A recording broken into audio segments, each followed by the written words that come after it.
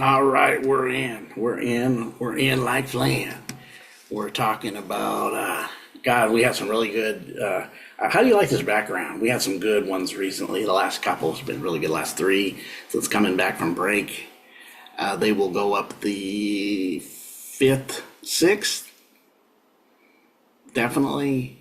Break the 7th and 8th and 9th. What I did today, this is my 4th of the day. So we're doing it to it. We're going in like a rover, and let's go in. Let's get it started. So we're going to talk about something that we talk about a lot taught in alchemy. I don't know if you ever heard of it. I've mentioned it a few times. There might have been some videos. It was said. We never really did a video with it. And I'm not sharing a video, and I could have now that I think about it, but I really went in on myself. And I'm going to share a screen, and we're going to go in on, it's called Prima Materia. You go, what's that? We're going to find out what Prima Materia is.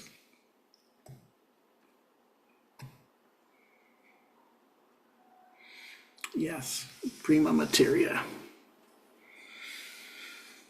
So when we look at prima materia right away, this goes into alchemy. This is really the substance before everything. This would be the original substance of creation. It is referred to as prime matter, the prime matter that it's used in the creation of the alchemical creation of the universe, and to the it's connected to the philosopher's stone, the ambiguous, startling material. It says, as we read it, it is alchemy's philosophy and prima materia. Prima materia, or first matter. First matter is what it means. Prime matter is the ambiguous starting material required for alchemy, alchemical magnum opus, the creation of the philosopher's stone. So when we start really seeing this, we're starting to see what this represents, what this is, right? And we know that it's what it's connected to, the beginning of material, of opus, beginning the prime matter to the creation of all things. Let's go to the next one. Oh, I'm not in the next one. Okay, this is the next one, and this is where we're going to go to. We're going to use a little bit of this. I could have used a video. Now it hit me. It would have been good to use actually Sarah's video, because she has a video on this. But we'll go through a little bit of here and kind of bring it out. If you haven't heard about it, great. If you have, it's something to learn. So in alchemy philosophy, prima materia, or materia prima, or first matter, is a philosophical exposition referred to prime matter. Is an ambiguous starting material required for the alchemical magnum opus. Alchemical magnum opus is a term for the process of working with prime matter, materia, to create the philosopher's stone. It has been used to describe personal and spiritual transmutation in the Hermetic tradition attached to laboratory and process and chemical coloring, which would be, you're talking about going into alchemy. The quintessence, or the ether, right? The formless base of all matter, similar to chaos, because whether we like it or not, chaos is part of creation. You have, for things to change and be rearranged, it takes chaos. For mountains to crumble, for land to fall in the sea, and for lands to move is all considered chaos. Yeah, it is. Chaos is a part of creation. That's why your people around this reality use order by chaos. Their order is not moving land, it's messing with your mind, but we won't major on that, but just be aware. When we look at it, ether, right? Quintessence, or ether. Esoteric alchemists describe the prima materia as using simile compared to the concepts of like anima mundi.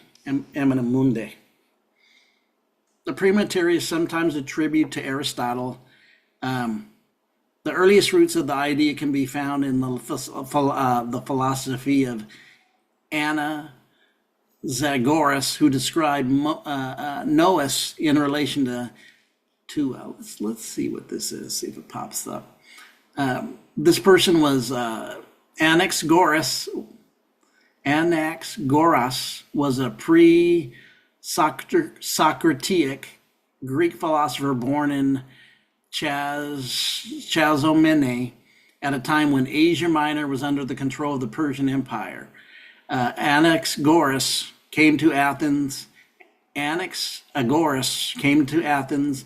In later life, he changed with impiety and went into exile. Okay, and then we have Nous. Nous is a concept of classical philosophy. Yeah, I'm gonna move it because the thing was in my way. When I tried to move it, it just went away. So yeah, relation to that, and it goes on with different aspects that you can look up, like what is this, right? Is a model concerning the origin of the cosmos. Okay, cosmogony.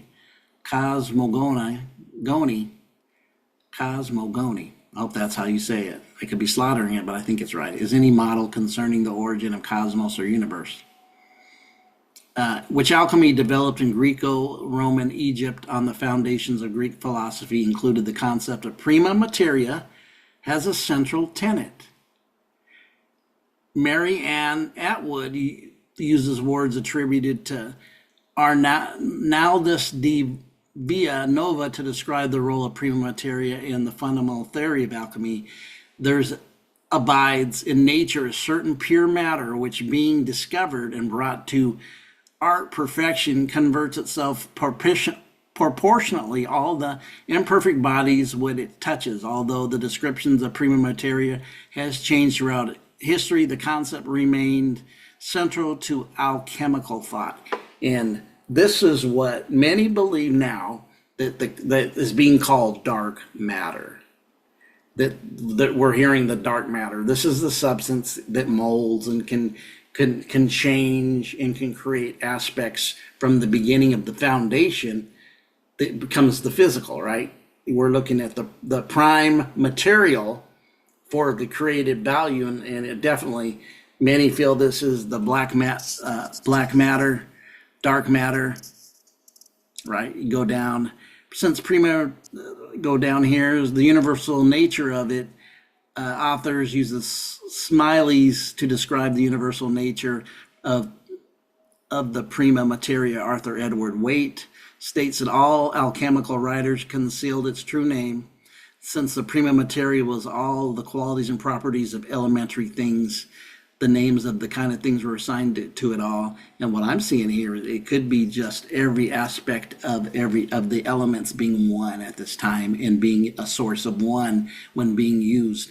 Because, we're looking at fire, water, earth, and air, light, mercury, colors, right? They come from the metals, microcosms, chaos, heaven and earth.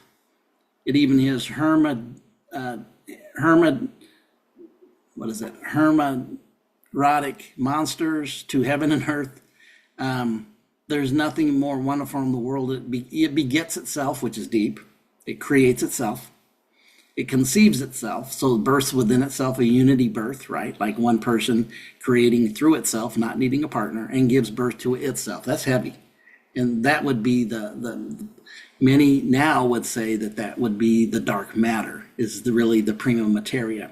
It was even withheld what it was for conventional reasons, not let them know what you're thinking, because they would corrupt it. When we talked about the other videos, many secrets were kept so it wouldn't be corrupted by the corruptors who want to corrupt it and then lie and then hide it, which we've seen has been done over and over and over. It repeats, the philosophers have so greatly admired the creature of God called the prima materia, especially concerning its efficiency and mastery. They are given it so many names, almost every possible description, for they have not known how to sufficiently praise it. Waite lists additional 8 to 4 names. We'll go down here. Well, let me see the lexicon. Names assigned to the Prima Materia in Rouland's 1612 alchemical dictionary lexicon is microcosms, the philosopher's stone, the philosophical stone, eagle stone, water of life, venom, poison, chamber, spirit, medicine, heaven, clouds, nebula, or fog, or dew.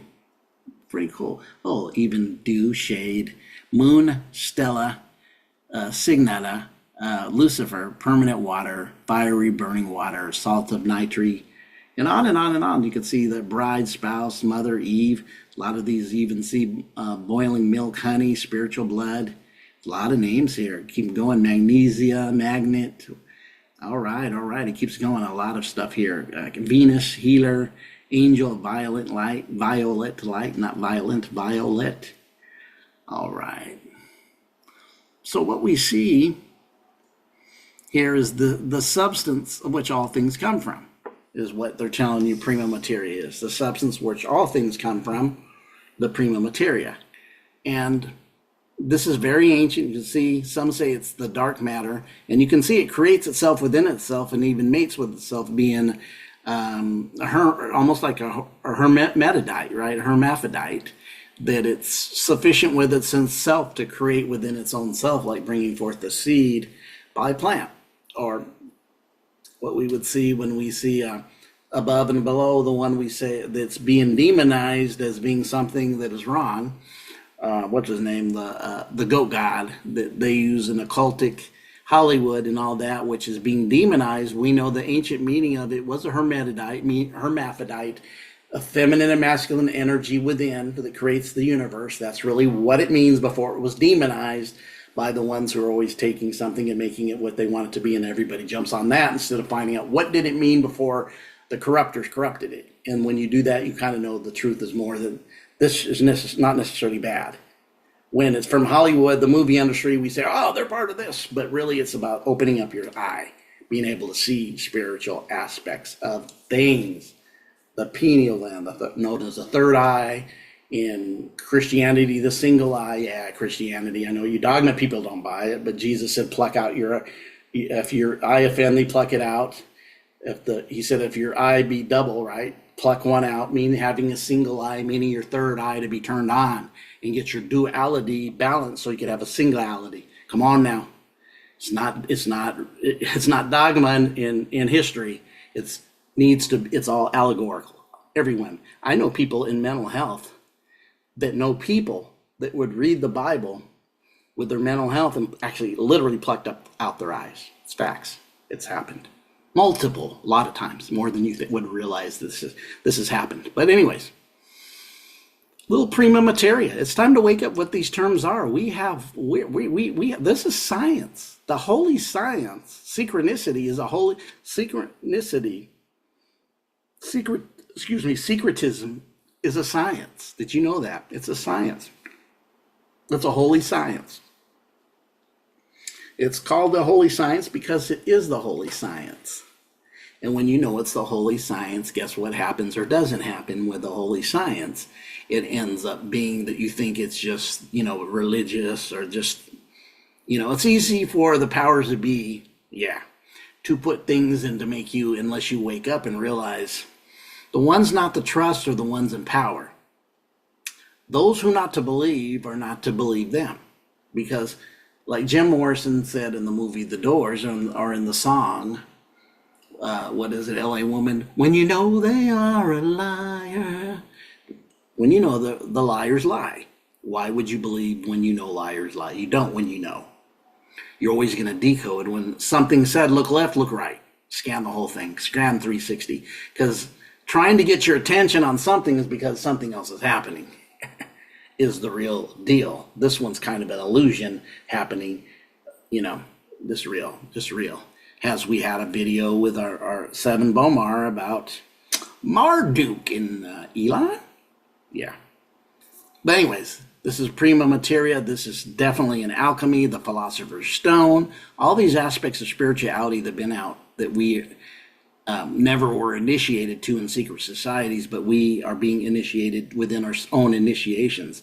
You know that waking up out of your sleep's initiation, when you wake up out of the sleeping of being asleep and not recognizing, you're getting initiated all the time with certain things. When you're shadow self and you have triggers, you're being initiated by the triggers to see where the triggers are so you can do the work. Because the triggers are really pointing you straight where you need to work at. You just have to be able to see it and understand, oh, this is what it means. It's actually pointing out where to go. But you guys have a great and wonderful day.